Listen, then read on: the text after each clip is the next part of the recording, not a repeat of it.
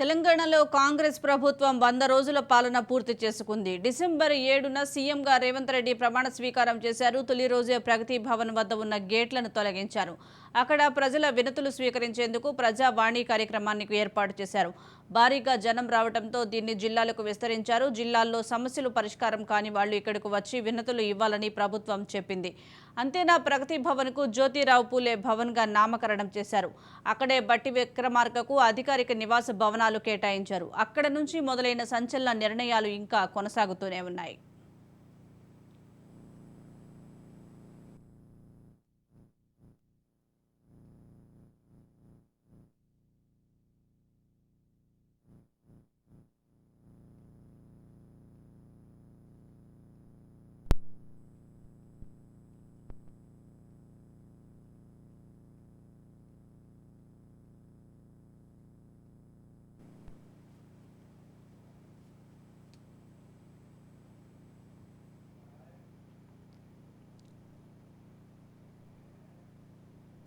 కాంగ్రెస్ అధికారంలోకి రావడానికి ప్రధాన కారణంగా ఆ పార్టీ ఇచ్చిన ఎన్నికల మేనిఫెస్టో. 6 గ్యారెంటీల పేరుతో ఇచ్చిన హామీలు ప్రజల్లోకి విస్తృతంగా వెళ్లాయి. ఈ హామీలను అధికారంలోకి వచ్చిన 100 రోజుల్లోనే అమలు చేస్తామని కాంగ్రెస్ పార్టీ నేతలు ప్రజలకు మాట ఇచ్చారు. అధికారంలోకి వచ్చిన తర్వాత 6 గ్యారెంటీలను 100 రోజుల్లోనే అమలుపై దృష్టి పెట్టింది రేవంత్ సర్కార్.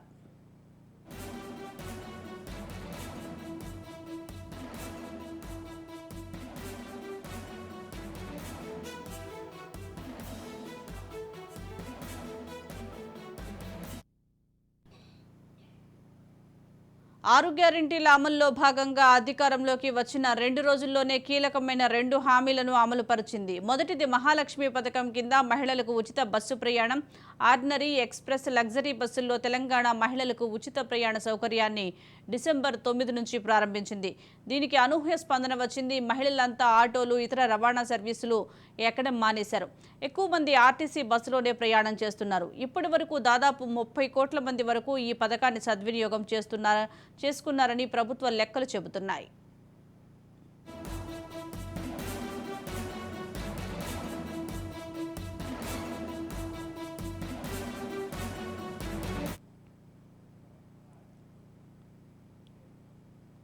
అదే రోజు ఆరోగ్యశ్రీ పరిధిని 10 లక్షల వరకు పెంచుతూ ప్రభుత్వం నిర్ణయం తీసుకుంది. దీన్ని కూడా ప్రజలు విస్తృతంగా వినియోగించుకుంటున్నారు. ఈ 2 పథకాలు అర్హుల డేటా అవసరం లేకుండా అమలు చేయతగిన పథకాలు. అందుకే అధికారంలోకి వచ్చిన 2 రోజుల్లోనే అమలు చేశారు.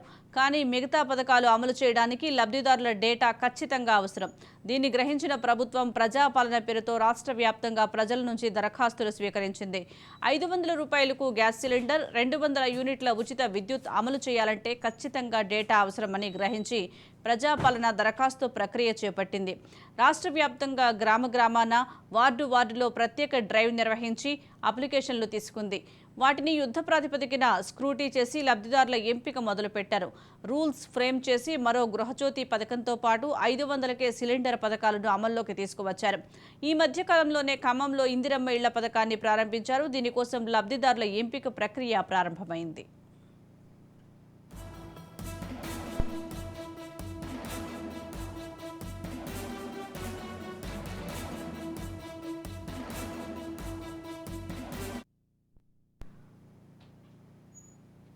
ఎన్నికల హామీల్లో ముఖ్యమైన ఉద్యోగాల భర్తీ కూడా చేపట్టింది రేవంత్ సర్కార్. టీఎస్పీఎస్సీని ప్రక్షాళన చేసి కొత్త చైర్మన్గా మహేందర్ రెడ్డిని నియమించింది.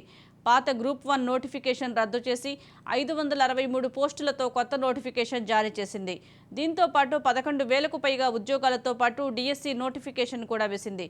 గత ప్రభుత్వ హయాంలో ఉద్యోగాలు వచ్చి జాయినింగ్ ఆర్డర్స్ కోసం ఎదురు చూస్తున్న వారికి పత్రాలు అందించి వారికి ట్రైనింగ్ ఇస్తోంది.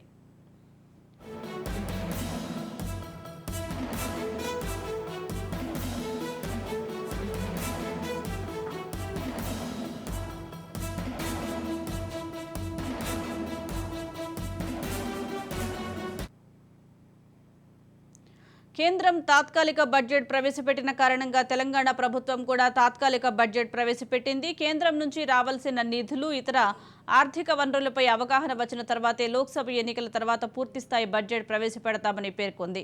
ప్రభుత్వం ఏర్పాటైన తర్వాత జరిగిన అసెంబ్లీ సమావేశాల్లోనే అధికార ప్రతిపక్షాల మధ్య హాట్ డిస్కషన్స్ జరిగాయి. భవిష్యత్తులో అసెంబ్లీ ఎలా ఉండబోతుందో అనే సినిమాకు ముందే ట్రైలర్ ఇచ్చేశాయి.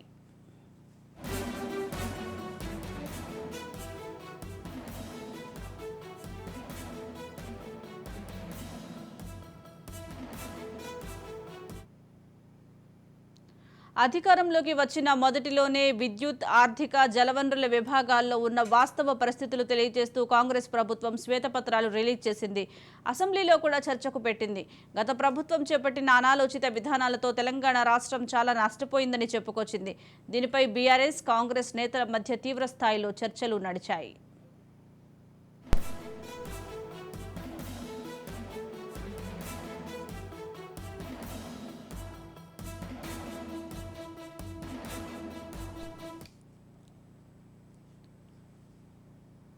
మేడిగడ్డ విషయంలో కాంగ్రెస్, బీఆర్ఎస్ మధ్య వార్ నడిచింది. అక్కడ పిల్లర్లు కుంగాయని చెప్పుకొచ్చిన ప్రభుత్వం ఎమ్మెల్యేలతో ప్రాజెక్టును సందర్శించింది. జరిగిన విధ్వంసాన్ని ప్రపంచానికి తెలియజేసింది. అనంతరం కొన్ని రోజుల తర్వాత నిజ నిర్ధారణ పేరుతో బీఆర్ఎస్ నేతలు కూడా మీడియాను ప్రాజెక్టు వద్దకు తీసుకువెళ్లారు. కృష్ణానదిపై ప్రాజెక్టులు, కేఆర్ఎంబీకి అప్పగింతపై కూడా తెలంగాణలో దుమారం రేగింది. ఈ విషయంలో బీఆర్ఎస్, కాంగ్రెస్ నేతలు ఒకరిపై ఒకరు దుమ్మెత్తి పోసుకున్నారు. బడ్జెట్ సమావేశాల్లో ప్రధానంగా దీనిపై చర్చ నడిచింది. కాంగ్రెస్ వచ్చిన తర్వాత ఈ పరిస్థితులు తలెత్తాయని ఆరోపించిన బీఆర్ఎస్ నల్గొండలో భారీ బహిరంగ సభను నిర్వహించి ఇంతలో అప్పగింత నిర్ణయంపై ప్రభుత్వం వెనక్కి తీసుకుంది. సభ తీర్మానం చేసి కేంద్రానికి పంపించింది.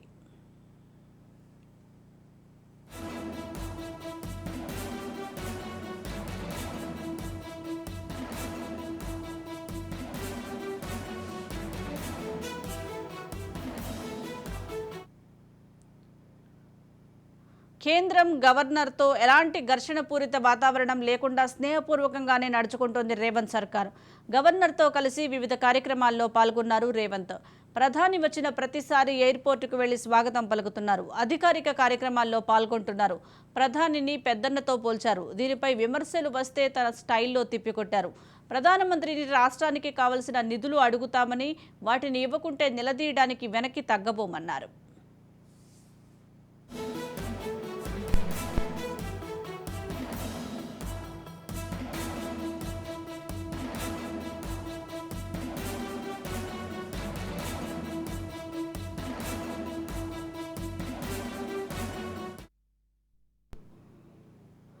వంద రోజుల పాలన పూర్తి చేసుకుని సెంచరీ కొట్టిన రేవంత్ ప్రస్తుతానికి సిక్స్లు భారీగానే ఉన్నాయి. అదే టైంలో డిఫెన్స్లో పడిన సందర్భాలు కూడా ఉన్నాయి. మొత్తానికి అధికారంలోకి వచ్చిన తర్వాత ఆయన తీరు, ఆసుపత్రిలో ఉన్నప్పుడు కేసీఆర్ను పరామర్శించడం, మోడీతో సఖ్యత, గవర్నర్కు ఇచ్చిన గౌరవం, అసెంబ్లీలో ప్రతిపక్షాల పట్ల అనుసరించిన తీరు, పార్టీలో అందరినీ కలుపుకొని వచ్చిన విధానం అన్నింటినీ చూసిన రాజకీయ పరిశీలకులు రేవంత్కు 80% మార్కులు వేయొచ్చని చెబుతున్నారు.